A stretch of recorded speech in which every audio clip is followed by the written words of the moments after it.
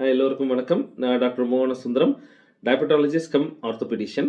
Orthopaedic டிபார்ட்மெண்ட்ல கிட்டத்தட்ட வந்து என்னுடைய சர்வீஸ் 20 இயர்ஸ் கிட்டத்தட்ட 20 இயர்ஸ் சர்வீஸ் இருக்குங்க. சிறு வயசுக்காரங்கள்ல இருந்து வயதானவர்கள் வரையிலும் நிறைய சர்ஜரிஸ் கிட்டத்தட்ட 10,000 surgeries minor and major surgeries பண்ணியிருக்கிறேன். கிரிட்டிக்கலா அப்ராக்ஸிமேட்லி 5,000 லைஃப்ப சேவ் பண்ணியிருப்பேன். இதில எனக்கு ஒரு சின்ன பெருமை இருக்கு. இன்ஃபேக்ட் ஒரு டாக்டரா இருக்கிறதுனால என்னுடைய டியூட்டி தான் செய்றேன். பட் இருந்தாலும் அது ஒரு ஒரு நம்மளால இத்தன பேர் உயிர காப்பாத்தியிருக்கோம் அப்படின்னும்போது ஒரு சின்ன பெருமை தான்.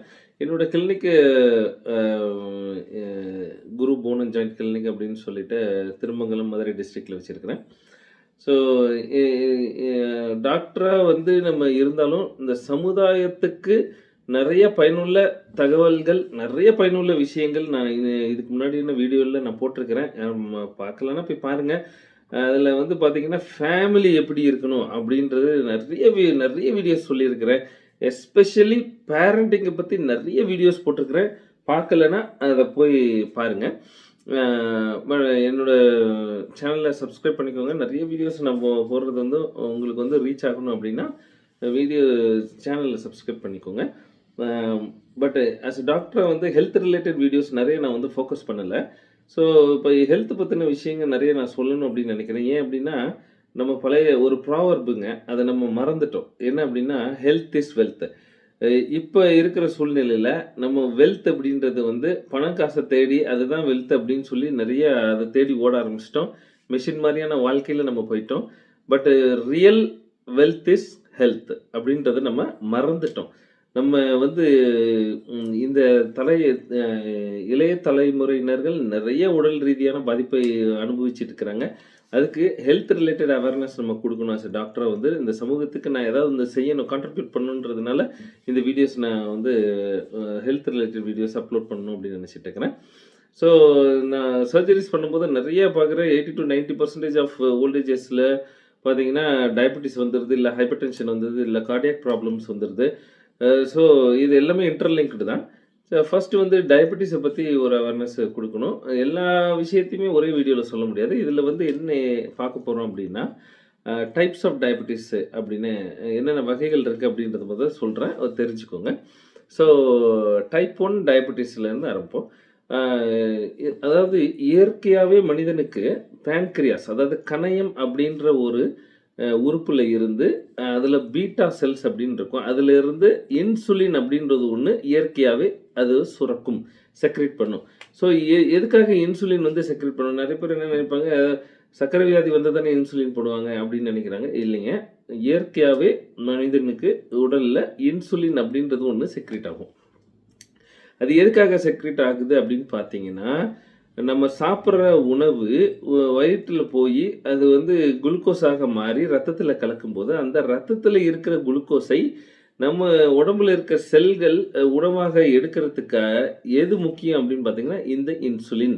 இந்த இன்சுலின் சரியான அளவு இருந்தா தான், அந்த செல்லுல போய் பைண்ட் ஆகும் பொழுது, இந்த குளுக்கோஸை அந்த செல்கள் உணவாக எடுத்துக்கொள்ளும். ஸோ, இன்சுலின் அவ்வளோ முக்கியமான ஒரு விஷயம்.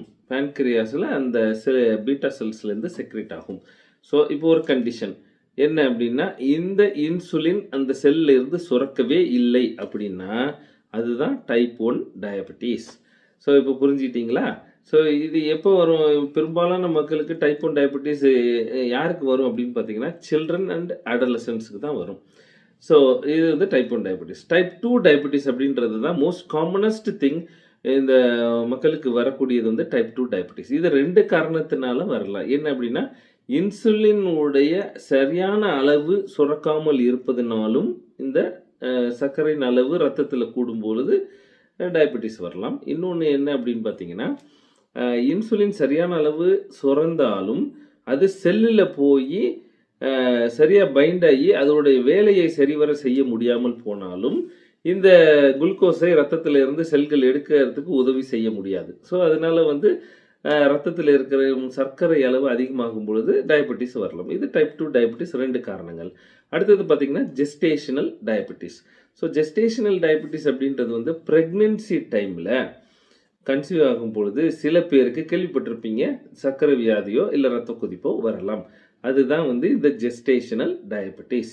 ஸோ பெரும்பாலும் பார்த்தீங்கன்னா, ஆஃப்டர் டெலிவரி குழந்தை பிறந்ததுக்கப்புறம் இந்த ஜெஸ்டேஷனல் டயபெட்டிஸ் தானாகவே சரியா போயிடும்.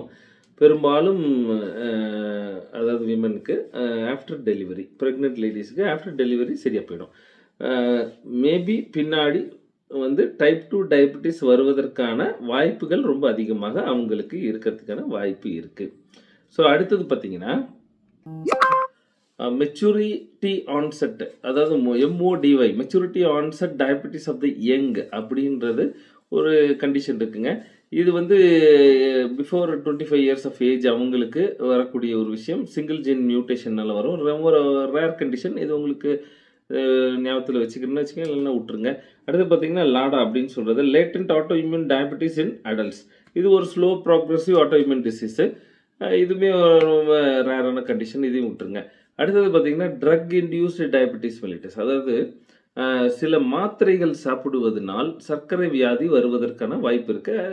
அதில வந்து ஸ்டெராய்டு ஒரு விஷயம் இருக்கு. ஆன்டி வைரல் ஏதாவது எடுத்துக்கிட்டீங்க அந்த மாரி கூட எடுக்கும்பொழுது இந்த சர்க்கரை வியாதி வருவதற்கான வாய்ப்பு இருக்கு. ஸோ இதுதான் வந்து சர்க்கரை டயபெட்டிஸ் மெலிட்டஸ்னுடைய டைப்ஸ். இது இப்ப தொடர்ச்சியாக வீடியோல வந்து நான் இதெல்லாம் ஒண்ணொண்ணு இண்டிவிஜுவலா ஒரு வீடியோல நான் எக்ஸ்பிளைன் பண்றேன். ஸோ அப்போ என்னோட வீடியோஸ பாருங்க. தொடர்ச்சியாக பாருங்க. இந்த அதாவது வந்து இந்த சமுதாயத்தை ஒரு ஆரோக்கியமான சமுதாயமாக உருவாக்க வேண்டும் என்பது ரொம்ப எனக்கு திடீர்னு ஒரு எண்ணம் இப்படி இருக்கு. இத வந்து தீவிரமா செய்யணும் அப்படின்னு நினைக்கிறேன். ஏன்னா நெறைய பேர் வந்து சிறு வயசுல நான் அன்னைக்கு கூட பார்த்தேன். 18 வயசு ஒரு ஒரு பையனுக்கு வந்து ஹார்ட் அட்டாக் வந்து இறந்துட்டாங்க அப்படின்னு சொன்னாங்க. ஸோ இதுக்கு காரணம் வந்து நெறைய லைஃப் ஸ்டைல் ப்ராப்ளம்ஸ். இந்த இந்த டைப் 2 டயபெட்டிஸுமே நெறைய ரீசன் அது வருவதற்கான காரணம் என்ன அப்படின்னு பார்த்தீங்கன்னா, லைஃப் ஸ்டைல் வந்து சரியில்லாத காரணம். நம்மளுடைய பிரச்சனை அது. சாப்பிடுற சாப்பாடு சரியில்ல. நம்ம வந்து வேலை செய்றது தூக்கம் சரியா கிடையாது. எக்சர்சைஸ் கிடையாது. செடன்டரி லைஃப் உட்கார்ந்த மாரியான வேலைகள் செய்யும் பொழுது பல வியாதிகள் வருது. இதுக்கு வந்து medical awareness, health related awareness நம்ம குடுக்கணும் அப்படின்னு நினைக்கிறேன். ஸோ இந்த வீடியோவ பாருங்க. பயனுள்ளதாக இருக்கும் அப்படின்னு நம்பி இந்த வீடியோ நிறைவு செய்கிறேன். நன்றி, வணக்கம்.